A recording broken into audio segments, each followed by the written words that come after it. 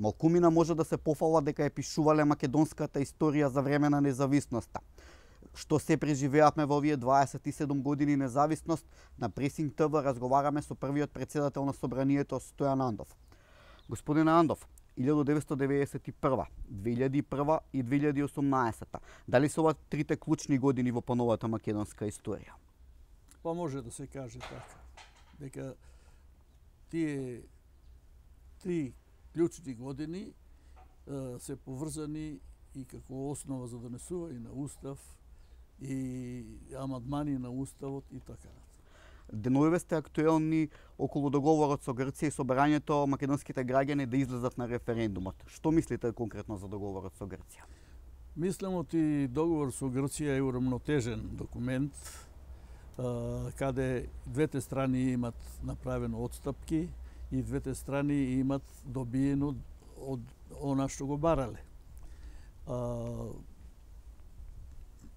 Знаејќи ја историјата на целиот тој проблем, мислам и подобар документ не ќе можевме да се надеваме дека ќе добиеме. Не е идеален овој, се разбира, меѓутоа е најдобар од она што можеше да се направи. И затоа сметам дека тој документ е сосема во ред, така да нема тука приметба. Во вашата книга Драматичната 91 година пишувате дека албанците го бойкотирале референдумот за независноста поради вториот дел од референдумското прашање кое за нив можело да навестува формирање на некоја нова Југославија. И сега голем дел од македонските граѓани се подготвуваат за бойкот токму поради двосмисленото референдумско прашање, односно дали сте за ЕУ и НАТО со поддршка за договорот со Грција. Што мислите околу тоа? Па вака, да ви кажам, не е проблемот во тоа што имал прв и втор дел. Прашањето што имало 91 и сега што има. Во 91 имаше втор дел кој навестуваше дека Македонија може да иде и ќе иде, има право одлучува народот да иде во идната како тогаш вика идниот сојуз на суверени југословенски држави.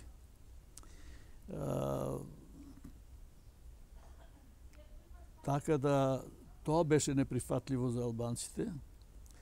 Албанците сметаа дека во Југославија биле втор ред од граѓани со проблемите на Косово кои беа и со други проблеми во животот што ги има. Видите, треба да знаете дека 1981 година по пописот албанци излегува 1.740.000.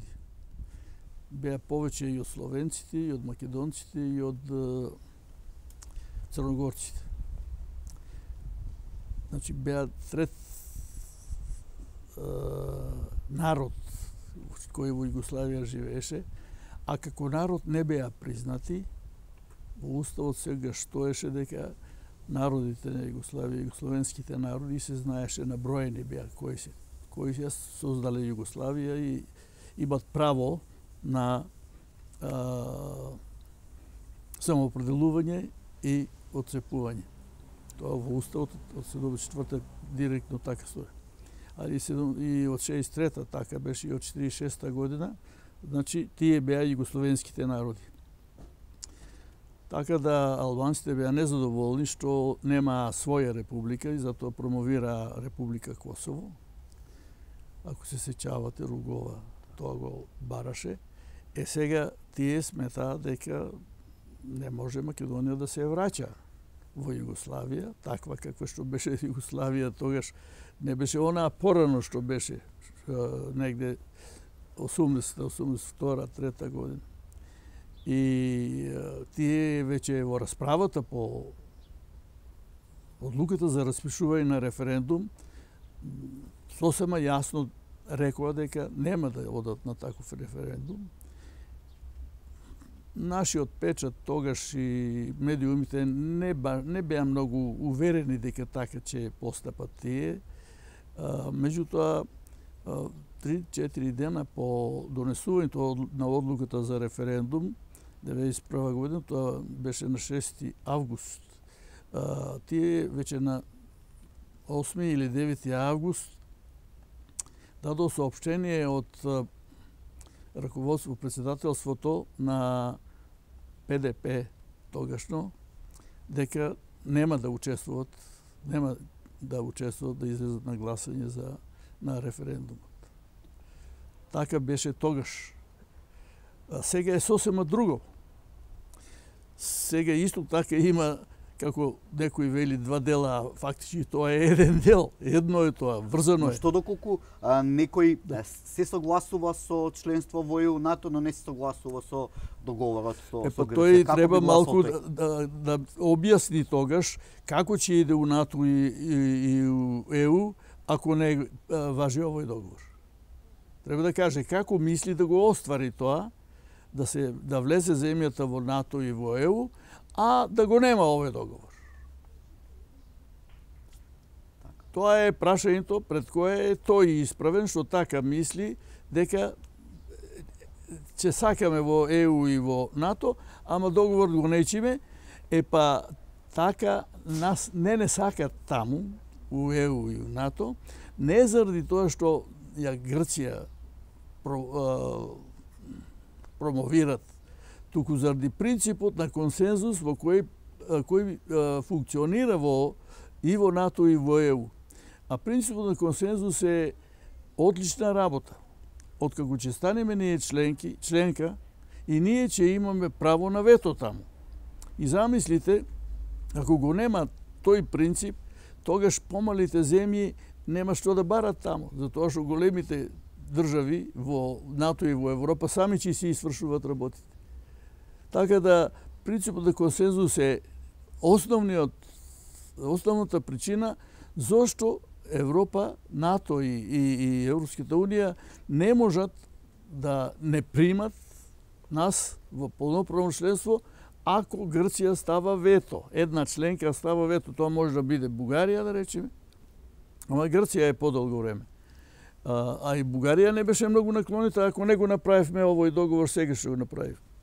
Така да потполно е огромна е разликата сега и тогаш. Овој договор нас не е влезница во НАТО и отвара сите патишта во ЕУ. Така, во ваше време... И не може да се подели. Тоа е врзано. Исто е тоа е. Така, Лажно е ако некој мисли дека треба да биде само за да бидеме членка на НАТО и на ЕУ. Ни таква декларација имаме 93-та година донесено, па никому ништо, никој не го ни забележа таму. Сакавме, тогаш уште сакавме во НАТО да влеземе. Така да тие се не треба народот да го заглупуваме, народот мора да свати и да разбере како реално стоат работите, а не што ние сакаме. Не сме само ние, не можеме ние да одлучиме за судбината на други земји кои треба да не примат нас. Така е работата. Така. Во ваше време е донесен првиот македонски устав. Сега се најавува негова промена, па дури и на преамбулата. Постои ли опасност македонците од конститутивен народ да станат етничка група или самограѓани? Вака да ви кажам, тоа не е уопште замислата за да се промене преамбулата. Но се најавува него отворено дека ќе се реагира во преамбулата. Ќе се реагира, ама не е ова што го вие викате. Тоа нема врска. Тоа не е целта. Целта е, по моje мислење, и мисламот и тоа е прифатливо, и може да се формулира вака. Во формулацијата кај што се зборува за, ние се повикуваме на АСНОМ, кај што се зборува за АСНОМ, треба да се наведе дека во основата на нашата држава е одлуката на АСНОМ за основање на Демократска федерална Македонија, така се викала тогаш, и со тоа доволно е. Само тоа да се наведе кај АСНОМ, да се знае другите делови од АСНОМ, документи кои постојат, не се важечки за нашата денешница и така натаму. еден од тие документи е манифестот, каде се вика дека е таа држава што ја правиме нова, таа ќе ги обединува сите три дела на Македонија, и Пиринска и Егејска Македонија, ќе биде Пиемонт и така натаму. Што е тоа неодрживо и тоа нам не ни треба во уставот, тоест не сме се ние оградиле, не сме го истакнеле тоа во нашиот устав сега, ама кога се вика за Асном во целина, тоа во целината стои. Сега ќе се ограничи само одлуката за да се однесува на денешната територија на Република Македонија. Мола? Да се однесува на денешната територија на Република Македонија. Без... Ама таа ни беше територија тоаш. Во одлуката таму стои дека поранешната Јужна Србија или таа Македонија, границите што ги има, е основана како не е република, него како демократска федерална Македонија, затоа што Асном ние го државме за време кога се уште беше Југославија монархија. Така, не беше формирана СФРЈ. После СФРЈ. Значи, не знам дали сум јасен. Сосема е и за нас добро. Тука и бугарската страна не е расположена, ние во Уставот да имаме основа да ги бараме и Пиринска Македонија и Егејска Македонија. Па зашто тоа тогаш било наведено кога се пишува во Уставот? Не се мислело толку на тие работи. Се мислело дека се подразбира. Меѓутоа, така стоат работи. А тогаш имаше убедување дека 91 година уште беа живи апетитите за обединување на Македонија. Ја правиме ли оваа промена на уставот по барање на соседите пред се на Бугарија и на Грција и на побарање на албанците во Македонија? Оваа промена на уставот се прави вака како што јас замислувам, како што мислам дека треба да се изведе, се прави заради потребите на Македонија. За потребите на Македонија ниту нешто има врска да ги додира интересите посебни на албанците или интересите на бугарите и не знам кои. Тоа е интерес на македонците и на македонскиот народ да се јасно детерминира, одреде што е нашата држава, каде е нашата држава, до каде е и што е. Така, и за крај, како ја гледате иднината на Македонија, без разлика како Северна или како денешна Република Македонија?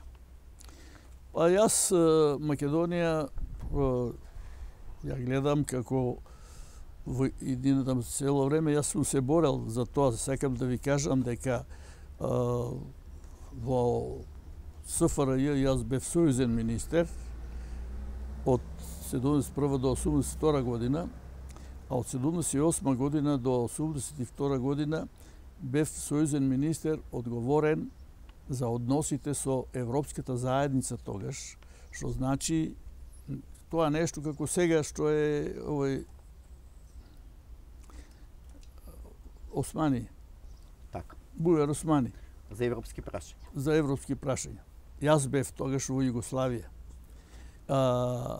Така да мене ми е таа идеја европската многу добро, затоа што ние преговаравме, ја бев и шеф на делегацијата што ги водеше преговори со Европската унија, заедница тогаш.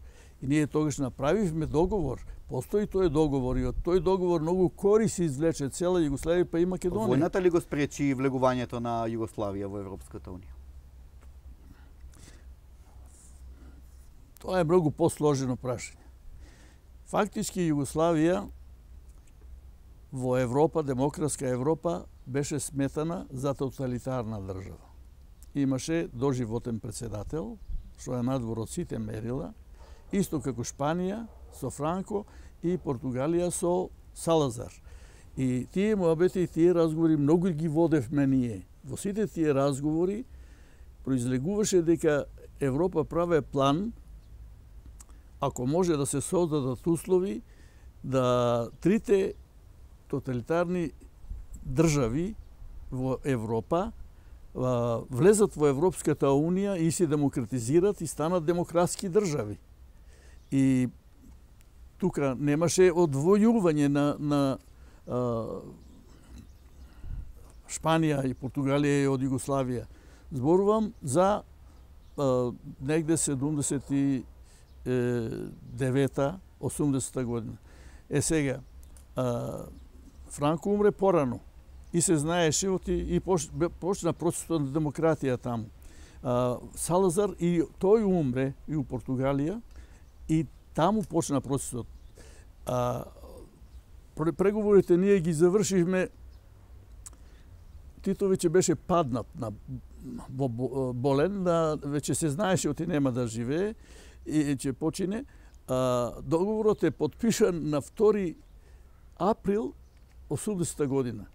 Настојувавме да го подпишеме додека е Тито жив. За пристапување на Југославија? Не, тоа е договор за соработка. За соработка и трговија, така се више договорот. Меѓутоа, во договорот постоеше заеднички комитет, заедничка комисија од Европа и од нас, кој ќе го води процесот на демократизацијата, ќе помога на процесот на демократизацијата у земјата.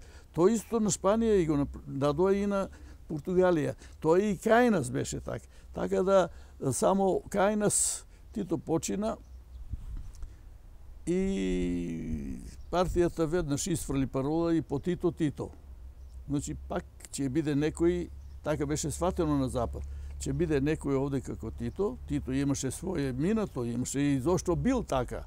Само ако е по Тито Тито, се сваќаше дека они режимот сакат да го зачуват и не намерават ништо да променат овде. Тоа беше причината. Тоа веќе 81 година се виде, оти овде нема желба во Југославија да се оди кон полноправно членство во Европа. Да се надеваме тоа што го пропуштила Југославија да стане член на Европската унија, ќе го надомести сега Македонија во следниот период. Мислам оти тоа е сосема остварливо. Мислам оти прво во НАТО брзо ќе бидеме примени, а во Европската унија ќе почнат преговорите и само еден процес е неопходен за да се овде создават такви стандарди, такви навики, такви однесувања, да речеме правосудство, да имаме владење на правото, да имаме како што бива човек да дојде од страна, да дојде со пари овде, да знае оти нема да му ги лапнат парите овде, нема да се направи мафија со суд, со ова, со она и да ги изгуби. Многу луѓе има така настрадано, не идат овде. Лоше имиджот наш. Тука доаѓаат само оние зад кои застанува владата, па во овие зони и така натаму ги сместува, ама тоа е не е тоа елитата на оние странски инвеститори кои би требало да дојдат овде и кои ќе дојдат. Така да мислам оти многу ќе се погреши било што ако се направи да се шират сомневања во меѓународот. Народот треба да свати, да е убеден и сите ние треба да си го повикаме народот. Ако сакаме ние нас и овие што отишле таму да се вратат, како што у Бугарија сега се праве, у Бугарија сега повеќе се враќат од колку што одат. Кога Бугарија влезе 2003-та, мислам. Но веднаш по влегувањето имаше тренд на заминување од државата. Да, тачно е тоа. Ама ние сега го имаме тој тренд, само што имат пасоши од Бугарија. Тој тренд го имаме ние. И како бугарски државјани одат со нивни пасоши, одат таму. Така да тој тренд не ќе се појача, како кај ни што нагло се појача, ама ќе почне наскоро трендот што е кај нив сега веќе почнат да се враќат сега во Бугарија, повеќе се враќаат од идените. Луѓе си заработиле бизниси, сега во Бугарија е многу ниска стапката на невработеност. Платите се веќе растат и поголеми си. Така да тоа ќе и нас чека овде и ќе си го сочуваме субстанцата, че народот ќе си остане тука. Така, господин Андов, ви благодарам за интервјуто за Пресинг ТВ.